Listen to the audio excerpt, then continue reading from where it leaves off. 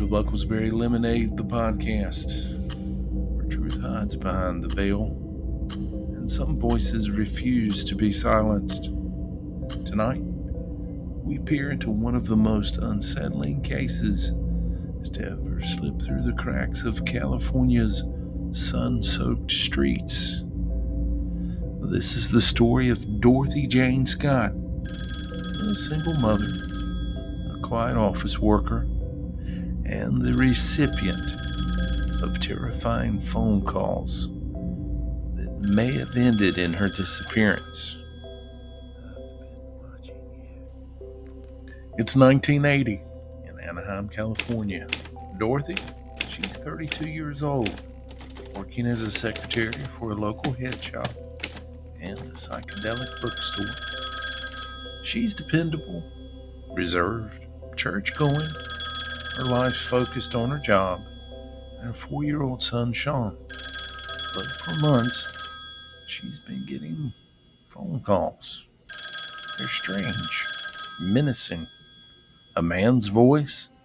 Sometimes he's sweet, and other times seething with rage. Sometimes he would describe what she was wearing that day. Other times he threatened to cut her into pieces. She told her family. She told co-workers. She even considered buying a gun. But no one, not even Dorothy, knew who the caller was. May 28th, 1980, Dorothy attends an emergency staff meeting. A co-worker, Conrad Bostrom, is sick. He needs to go to the ER. Dorothy offers to drive him and another colleague. At the hospital, everything seems fine. Bostrom is treated for a spider bite. And around 11 p.m., the group is discharged. Dorothy says she'll pull the car around, and she walks alone into the parking lot.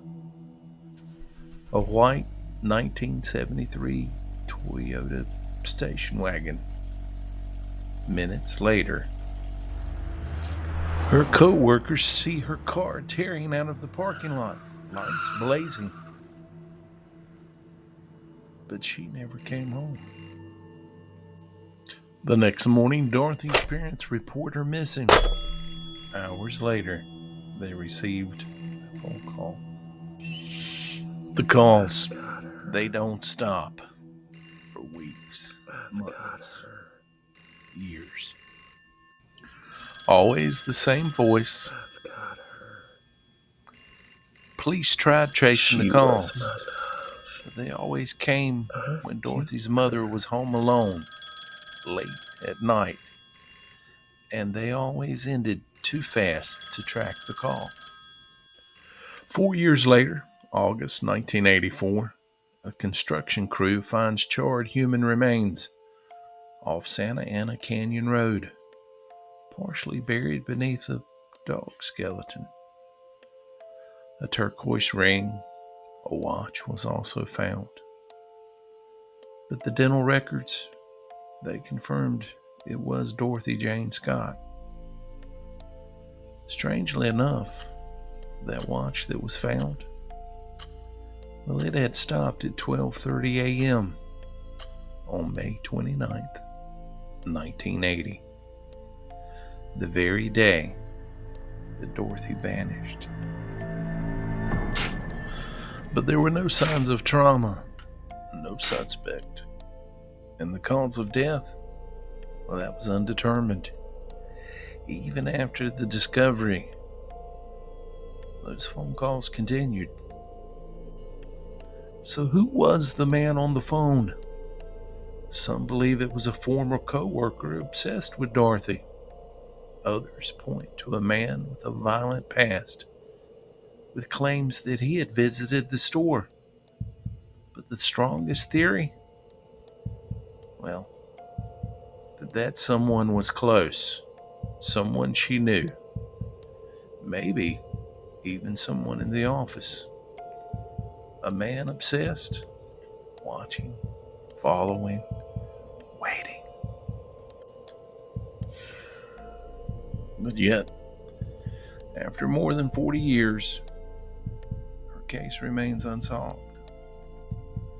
Dorothy Jane Scott was a mother, a daughter, a friend. She didn't run with danger. It came for her, quietly, repeatedly, until it claimed her. And maybe, somewhere in the static of a late night phone call, the truth still lingers.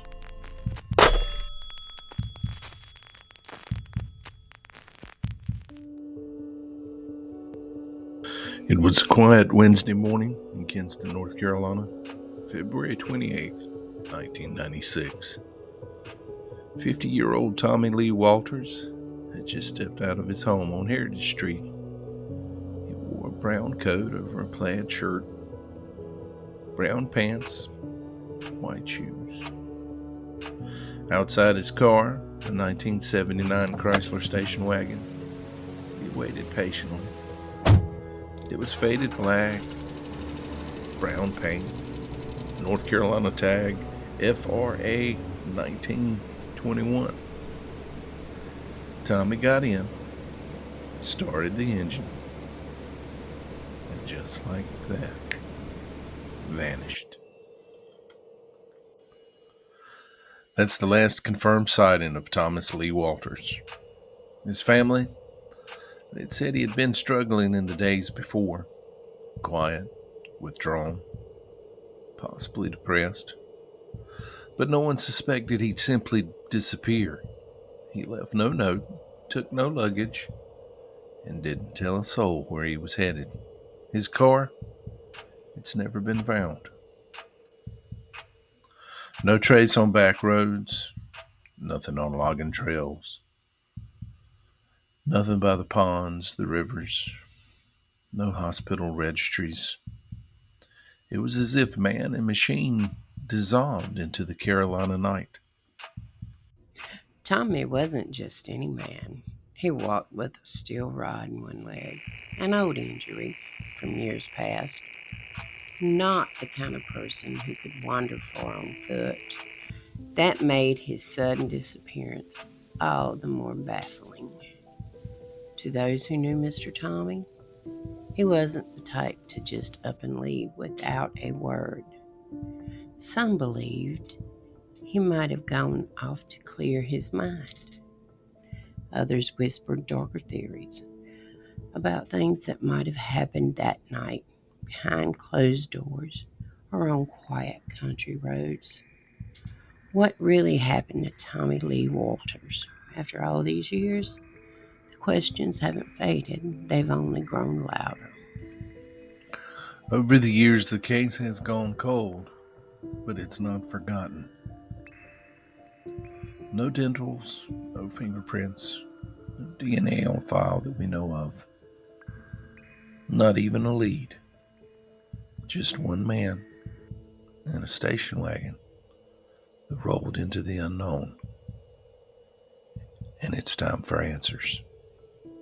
If you know anything about the disappearance of Tommy Lee Walters, contact the Kinston Public Safety Department at 252 939 3160 because somewhere out there, the road he took still waits.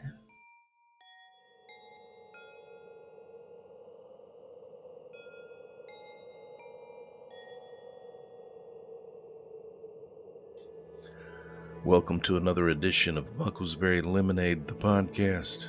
Tonight, we walk the dusty roads and fog-laced valleys of forgotten crimes. Tonight, we travel west, deep into the misty ravines of Trinity County and the sun-baked opulence of Palm Springs. Two lives separated by a decade and hundreds of miles, but yet connected by the cold silence left behind. These are the stories of Kay Adams and the Friendly Family. August 1987, Trinity County, California. It's remote, wild, a place where the redwoods whisper secrets that no one else hears. Our story centers on Kay Josephine Medine, a school teacher known to her friends and students simply as Kay Adams. Kay Adams was a school teacher, 56 years old, kind, quiet. Her students remember her warm smile and careful words.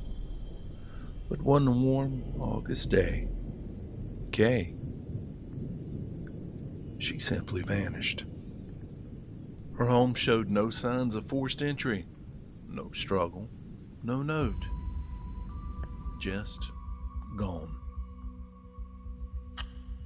Now, in a place where everyone knows everyone, you would imagine word did indeed spread fast. Volunteers searched wooded trails and nearby rivers. Deputies combed through every logging road and hunting shack. But Kay had disappeared without a trace. Then, months later, an envelope. Inside were bone fragments, human. No note, no return address. Just coordinates scrawled on a piece of notebook paper. Those coordinates led investigators to a remote site, 45 miles away. More remains were found buried in shallow earth. Some were charred, some were intact.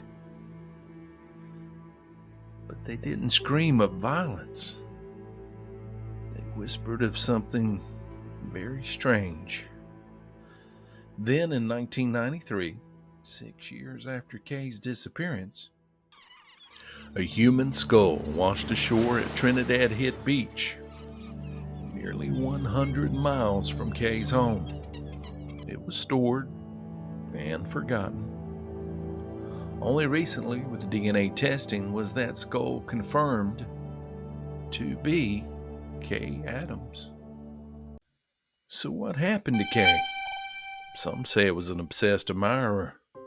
Others whisper of a local recluse with violent tendencies. Long gone now, but some theories drift into the surreal. One former neighbor swears she saw strange lights above Kay's home days before she vanished. Others mention whispers about a man in camouflage seen near her property just a week prior to her disappearance. Coincidence? Delusion? Or something more? To this day, no one knows who mailed the remains, or why, or how her skull made it to a beach over 100 miles from her home. Kay Adams. She's never had justice, but in the stillness of Trinity County's pine-covered hills, her story still lingers like a fog that is never quite lifted. Now we head south to the sweltering glamour of Palm Springs, California. It was December 1978. Edward and Sophia Friendly, wealthy, private San Francisco socialites, had retreated to their Palm Springs home for the season. With them was their devoted housekeeper, Frances Williams. On the 29th of December, silence fell over the estate. Neighbors had become concerned. No one had seen the Friendlies or Frances for days. A welfare check revealed the horror that was inside. Edward, Sophia, and Frances all were deceased, brutally murdered, their bodies discovered in various states of decay. The scene showed no forced entry, no signs of theft. Whoever had done this knew the layout or had been let in. Detectives unearthed layers of secrets. Sophia's estranged son, Edward Hutton, he had motive: the estate. the money. A few. But he had an alibi. Then, a stranger, Andreas Christensen, a Danish man, ex-military with a shady past. He admitted to dumping a 45 caliber gun in the desert. The friendlies had been killed with a 45. But there was no physical evidence tying him to the crime. No fingerprints, no DNA, no confession, just whispers and theories. And then there were the oddities. A neighbor, they reported seeing Sophia talking to a man in priest robes just days before the killings. No clergy matched the description.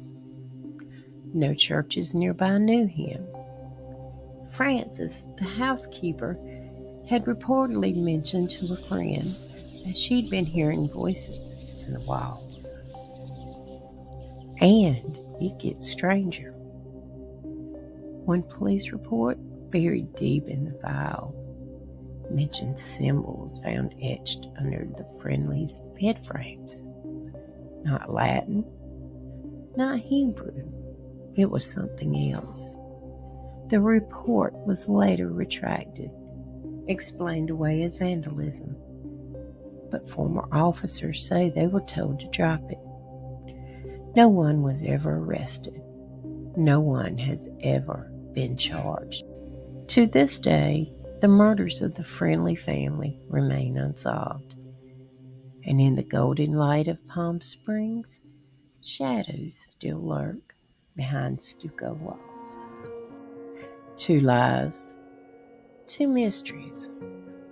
One vanished in the misty woods of the north, the other silenced in the desert stillness of the south.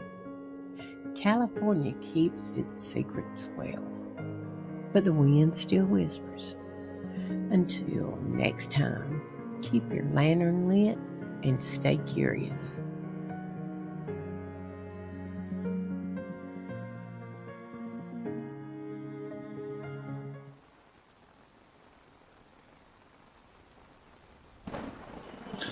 Diane Marie Webb, who was born Diane Marie White, she was only 17 when she made a life-altering choice. She decided to stay behind in California with her 16-year-old boyfriend, Benny Milton Webb, while her family moved to Arizona in March of 1959. Diane, young and in love, well, she planned to marry Benny despite her father's disapproval. And by May of 1959, they were indeed husband and wife. However, not long after, Diane vanished without a trace. And the questions that surround her disappearance, well, they've only deepened over the decades. For months after her marriage, Diane kept in touch with her family through letters. Her last known correspondence was sent on August the 22nd, 1959. She sent that letter to her younger sister. It contained a gift of hand-crocheted handkerchiefs. Just a seemingly ordinary gift that would take on an eerie significance. After that, well, the letters, they stopped. Then, oddly enough, in 1960, Benny wrote a letter to Diane's family asking if she was with them. This shocked Diane's parents. After all, they had assumed she was still with Benny. So they pressed Benny for details. He claimed he hadn't seen Diane in a long time. He stated he'd given her $100 and put her on a bus back home to her family. He later alleged that she had wrote him just once, revealing she had suffered a miscarriage, and after that, she was never heard from again. Desperate for answers, Diane's father, he traveled to Truth or Consequences, New Mexico, where Benny's family lived. But instead of help, he was met with hostility. Now, some reports, well, they claim it was Benny's uncle. Then other reports say it was Benny's brother. But either way, somebody in Benny's family was indeed the local police chief. And he allegedly threatened Diane's father, forcing him to leave town. And it just gets stranger. You see, to this day, Benny Webb refuses to cooperate with authorities. And despite the existence of a marriage certificate, he now denies ever being married to Diane at all. Well, at his age, what does he truly remember? But more than that, why has he remained silent for so long? A chilling twist came in 1967. Skeletal remains were found in the Catalina Mountains of Arizona. Now, investigators, they initially believed they did in fact belong to Diane Webb, and her passing was ruled a suicide. That's an explanation that her family strongly rejected. Her mother felt so strongly about it that she refused to accept the remains. She insisted they did not belong to her daughter. Time passed, and in 2013, DNA testing did indeed prove her instincts to be correct. The bones, they weren't Diane's. This discovery only deepened the mystery. If those bones didn't belong to Diane, then where is she?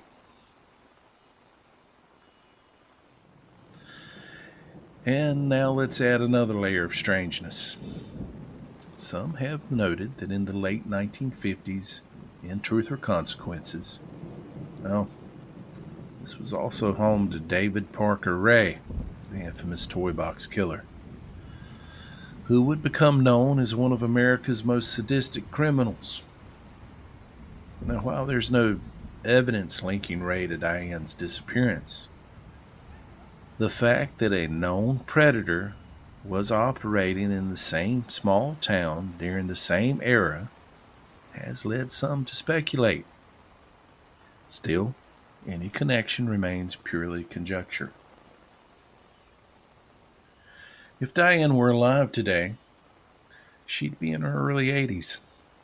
Her parents have since passed, but her siblings continue their search. They refuse to let Diane's memory fade. Her sister still holds on to the marriage certificate that Benny now denies, and she fondly recalls Diane's violet-hued gray eyes, her freckled nose, and the way she laughed. So what really happened to Diane Webb? Was she a victim of foul play, possibly at the hands of someone she trusted? Did she try to start a new life elsewhere, only to meet with an unknown fate? And why did Benny, who once claimed to love her, just stop cooperating entirely? Well over 60 years later, Diane's disappearance, it remains one of Arizona's longest running unsolved missing persons cases. One thing is for certain, her family still wants and deserves answers, and they refuse to give up the search.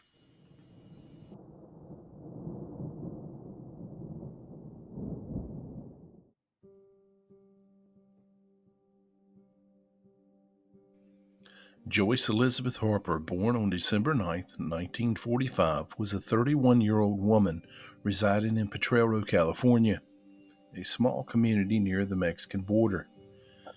She was described as being 5 foot 3 inches tall, weighing around 120 pounds, with brown hair and brown eyes. Joyce was also known by other aliases such as Joyce Gann and Vivian Ann Maddox. Sometime around January 1st, 1975, Joyce disappeared without a trace. Her absence went unreported for 2 decades. That is until December 15th, 1995, when one of her daughters filed a missing person report. The circumstances surrounding Joyce's disappearance are, well, strange. Living in a remote area, her sudden vanishing raised a few immediate alarms.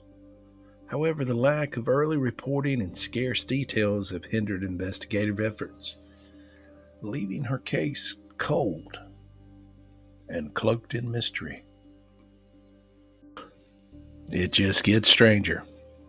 Approximately 2 years after Joyce's disappearance, her 15-year-old daughter, Kimberly Cozart, well, she also went missing. In February 1977, Kimberly was last known to be living on Banner Grade Road in Julian, California, which is another rural community in San Diego County. Like her mother Joyce, Kimberly's disappearance was not reported until December 15th, 1995, by the same sister who reported her mother Joyce missing. Kimberly's case, well, it's just as perplexing as her mother's. The delayed reporting and lack of concrete information, it's left investigators with little to pursue. The connection between the two disappearances remains speculative, with no confirmed evidence linking them beyond their familial ties and the eerie, similar circumstances.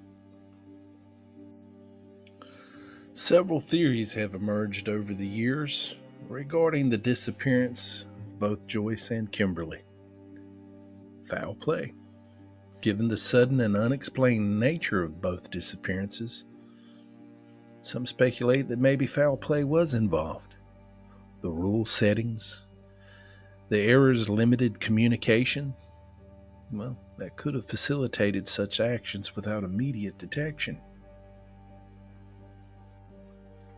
Another theory suggests that possibly Joyce and Kimberly chose to leave their lives behind. However, the lack of contact with family and the delayed missing persons reports cast some doubts on this scenario. But who knows?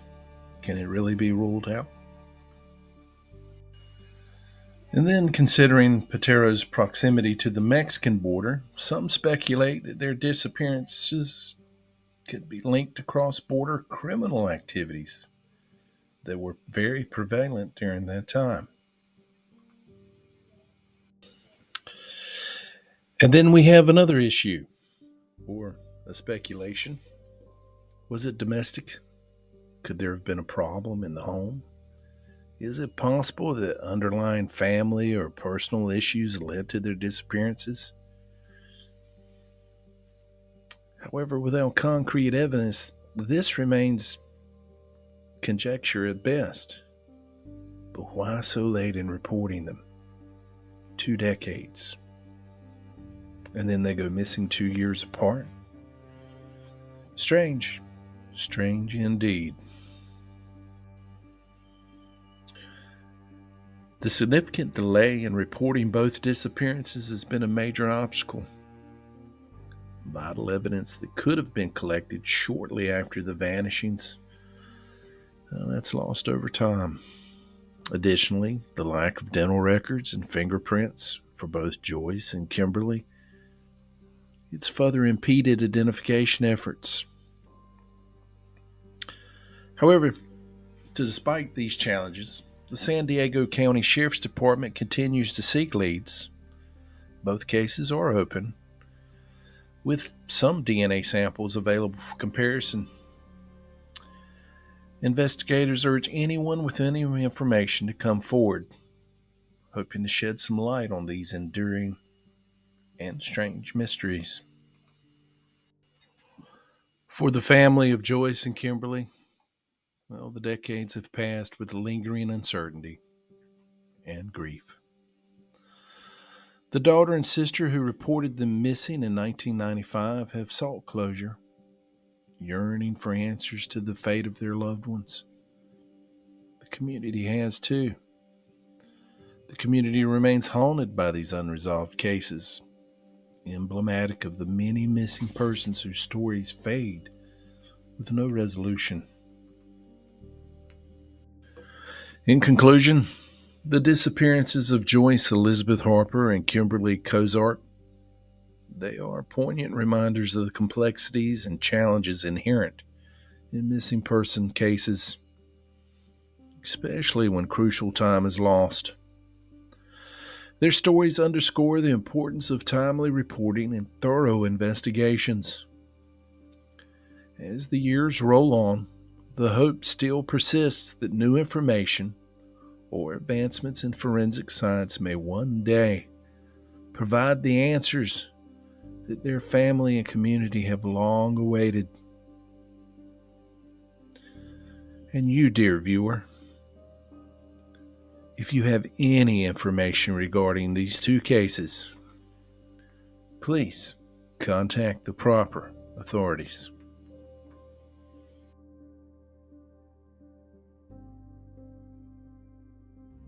Welcome back to Bucklesbury Lemonade, the podcast.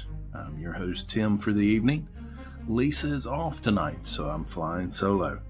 Tonight, we're diving into a case that's haunted investigators and family members for decades. The disappearance of Mary Day.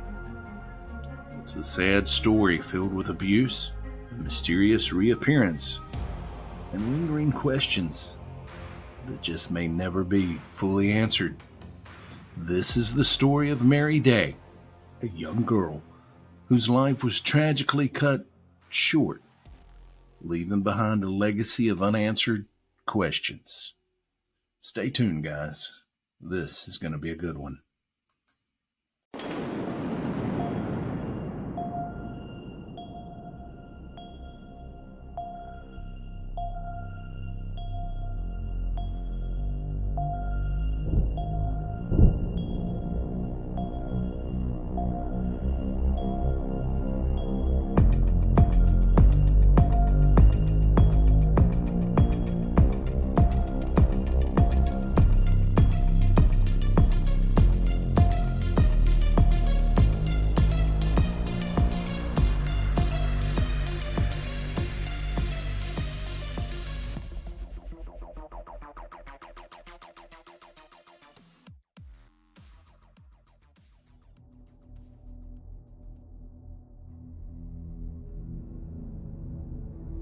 Mary was just 13 years old in June of 1981. She was living in Seaside, California with her biological mother, her sister, and a stepfather who, well, he was described by many as being abusive. This wasn't just a case of a strict parent. We're talking about documented instances of physical abuse, enough to bring Child Protective Services into the picture. Yet, despite all these red flags, Mary stayed in the home. Now, the events leading up to Mary's disappearance are chilling. On the night she vanished, her stepfather, in a fit of rage, accused Mary of poisoning the family dog. The dog was about the only thing that this man truly loved in this household. He claimed he was possessed by a demon, and he brutally beat her, leaving Mary bleeding from her mouth. Now, shortly after this horrific incident, Mary was gone, just vanished. Her family never reported her missing. Never. Think about that for a moment. Her own family never reported her missing. That's a Mother and Father of the Year award waiting to happen. Now, years passed. We're talking decades. The case, it grew cold. Then in the early 2000s, a glimmer of hope appeared. During a routine traffic stop in Arizona, a woman using an alias, who also happened to have a thick southern accent, was found to be using Mary Day's Social Security number. The woman's name was Monica Devereaux. Now, in a strange twist that sounds like something out of a Lifetime movie, DNA testing confirmed that this woman was Mary Day's biological mother's child. Told you it got weirder. But this wasn't the happy reunion you might would have expected. No, this woman by now was claiming to actually have been Mary. She had memory lapses, couldn't recall shared childhood experiences, and just seemed a bit off. Her own sister began to suspect something wasn't right, especially when this Mary returned to California to collect an inheritance. This led to a deeper investigation and another shocking turn. Investigators uncovered the truth.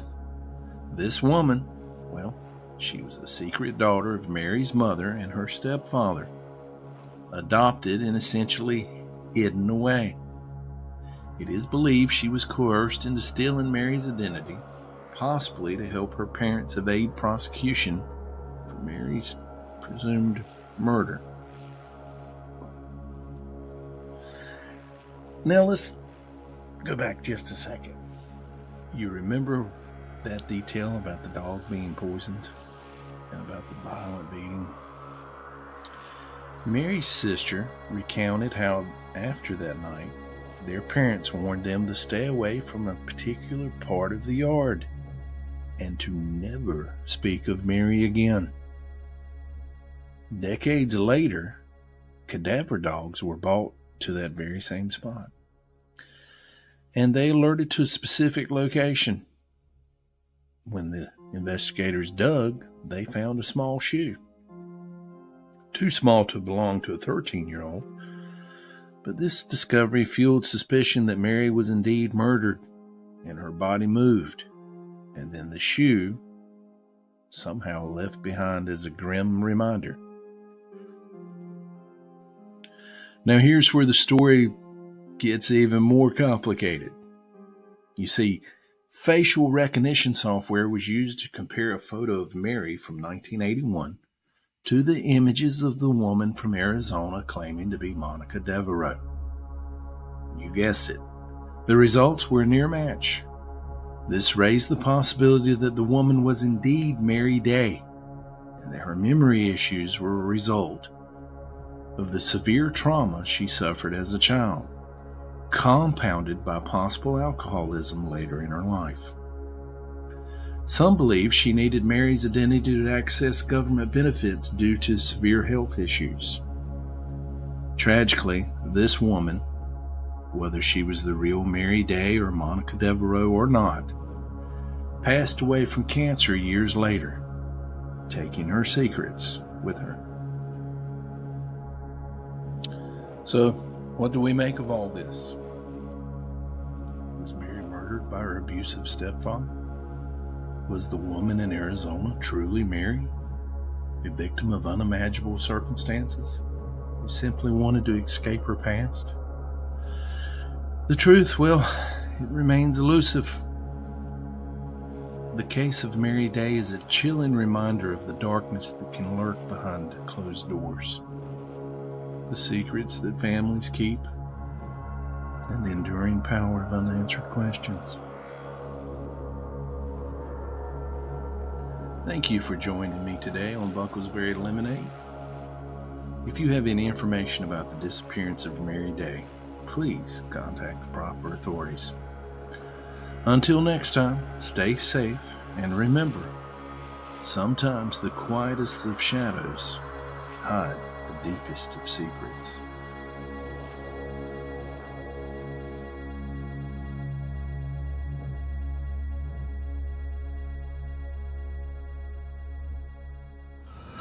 The morning of February 1st, 1896 was cold and damp in Fort Thomas, Kentucky. As dawn broke, a farmhand stumbled upon a gruesome sight. Lying in the muddy grass was the body of a young woman, dressed in a fine skirt and coat. But something was terribly wrong. Her head was missing. Authorities quickly identified the victim as Pearl Bryan, a 22-year-old woman from a well-respected Indiana family. She'd last been seen alive boarding a train to Cincinnati, supposedly to meet her lover, Scott Jackson, a dental student who was known to have a dubious reputation. Jackson, along with his friend Alonzo Whaling, was soon arrested, but neither man revealed what truly happened to Pearl that night. Now, what we now know is absolutely chilling. You see, Pearl had been pregnant, and good old Mr. Jackson had arranged for an abortion. When it failed, she was unalived. But the most terrifying detail remained unsolved. You see, her head was never found. Jackson and Whaling took their secrets to the grave, refusing to disclose its whereabouts, even as they were led to the gallows.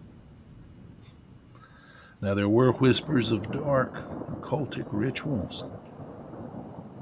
Others believed it had been thrown into the Ohio River, buried in a secret grave. As the years passed, Pearl's restless spirit became the stuff of legend. People claimed to see her wandering near the site of her death, her headless form gliding effortlessly through the trees. Others swear they've heard faint cries echoing in the wind, pleading, searching for something Pearl lost a long time ago. The case remains one of the most infamous crimes of the era, not just for its sheer brutality, but for the mystery that still lingers. Did Pearl's soul ever find peace? Or is Pearl still searching for that part of her stolen, that cold, faithful